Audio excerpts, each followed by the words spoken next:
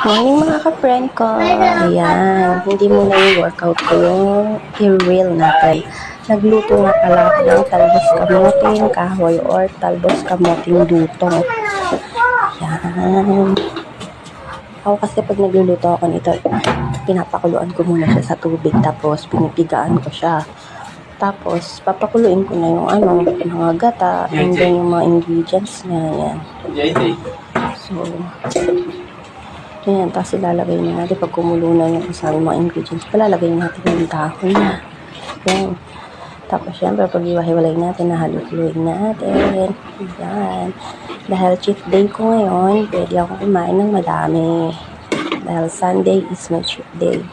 I can eat all I want today. So, yun na lang. Hanggang dito na lang. Bye-bye mga friend ko. Happy Sunday!